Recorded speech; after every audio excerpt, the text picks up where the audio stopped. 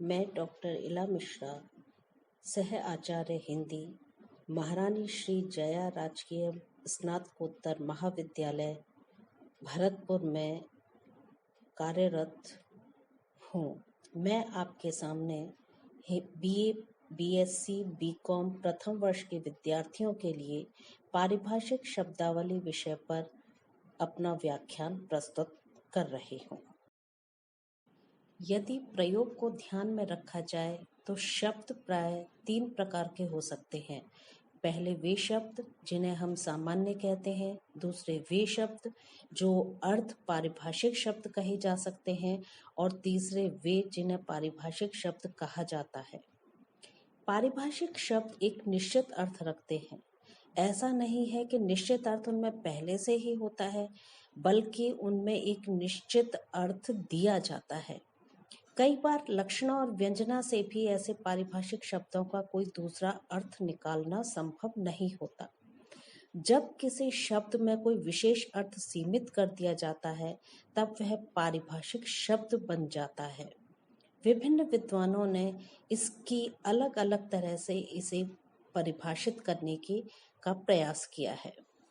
Doctor रघुवीर ने लिखा है कि जिन शब्दों की सीमा बांध दी जाती है वे पारिभाषिक शब्द हो जाते हैं और जिनकी नहीं बांधी जाती वे साधारण शब्द होते हैं। डॉक्टर भोलानाथ तिवारी का मत है कि पारिभाषिक शब्द ऐसे शब्दों को कहते हैं जो रसायन, भौतिक, दर्शन, राजनीति आदि विभिन्न विज्ञानों या शास्त्रों के शब्द होते हैं तथा जो अपने अपने क्षेत्रों में विशिष्ट अर्थ में सुनिश्चित रूप में परिभाषित होते हैं। अर्थ और प्रयोग की दृष्टि से निश्चित रूप में परिभाषित होने के कारण ही ये शब्द पारिभाषिक शब्द कहे जाते हैं। डॉक्टर ओम प्रकाश सिंघल ने विद्वानों की परिभाषाओं से 3 निष्कर्ष प्रस्तुत किए हैं। पहला, पारिभाषिक शब्दों का प्रयोग किसी ज्ञान विशेष के क्षेत्र में होता है।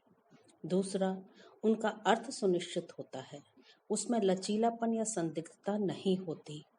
तीसरा, दर्शन, न्याय, गणित, ज्योतिष, रसायन, भौतिकी, यांत्रिकी आदि वैज्ञानिक या शास्त्रीय विषयों से संबंधित पारिभाषिक शब्द अपने साथ एक निश्चित परिभाषा लिए होते हैं और उनका उससे भिन्न रूप में प्रयोग नहीं किया जा सकता।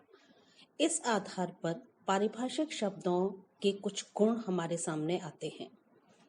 पारिभाषिक शब्द विशिष्ट होते हैं क्योंकि उनमें एक निश्चित अर्थ भरा हुआ होता है। जब ऐसा है तब उनके कुछ गुण भी निश्चित होने चाहिए। हमारी दृष्टि में पारिभाषिक शब्दों के अनेक गुण होते हैं। ऐसे शब्दों में अस्पष्टता, दुर्बोधता और संदिग्धता के लिए कोई स्थान नहीं होना चाहिए। साथ ही एक कॉन्सेप्ट के लिए एक ही पारिभाषिक शब्द होना चाहिए। पारिभाषिक शब्द छोटा और सरल भी होना चाहिए और उनमें उर्वरता भी अपेक्षित है। इस आधार पर मैं कुछ उदाहरण आपके सामने प्रस्तुत कर रही हूँ। अकाउंटेंट, लेखाकार, अकाउंटेंट जनरल, महालेखाकार।